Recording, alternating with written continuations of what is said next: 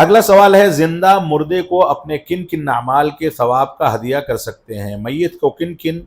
چیزوں کے ذریعے ثواب ملتا ہے، اور کیا میت اپنے ورثہ کو اپنے لیے کسی عمل کی وصیت کر سکتا ہے، اور کیا وصیت کرنے کے بعد اس کو اس عمل کا ثواب ملے گا؟ دیکھیے، اللہ کے نبی صلی اللہ علیہ وسلم کا فرمان ہے، اذا مات الانسان انقطع عنہ عملہ الا من ثلاث، جب انسان کی وفات ہو جاتی ہے تو اس سے اس کے عمل کا سلسلہ روک دیا جاتا ہے سوائے تین چیزوں کے: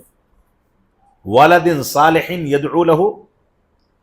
نیک اولاد جو اس کے لیے دعا کرتی ہے تو اس کے لیے ثواب کا ذریعہ ہے، او صدقۃ جاریۃ، یا کوئی صدقہ جاریہ جو اس نے جاری کر دیا، جب تک لوگ اس سے فائدہ اٹھائیں گے تب تک اس کو ثواب ملے گا، اور تیسرا ہے او علم ينتفع بہ،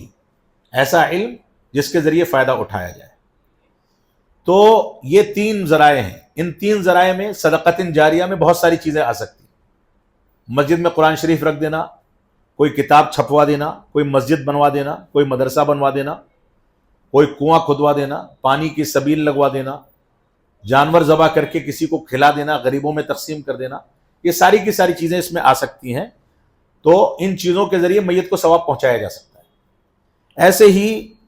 میت وصیت جو کرتا ہے اپنے وارثین کو، تو اپنی وراثت میں وصیت نہیں کرے گا، اپنی وراثت میں یعنی اپنی جائیداد میں وصیت نہیں کرے گا، کیونکہ جائیداد تو شرعی لحاظ سے تقسیم ہوگی،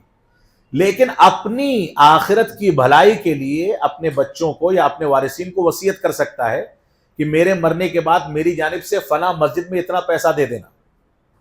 یا فلاں مسجد تعمیر کرا دینا، یا مدرسے میں اتنا پیسہ دے دینا، یا میری طرف سے 5 یتیم بچوں کی تعلیم کی کفالت کر لینا۔ اس انداز کی جو بھی وصیت ہے وہ کر سکتا ہے، یہ بھی صدقہ جاریہ میں شامل ہوگا۔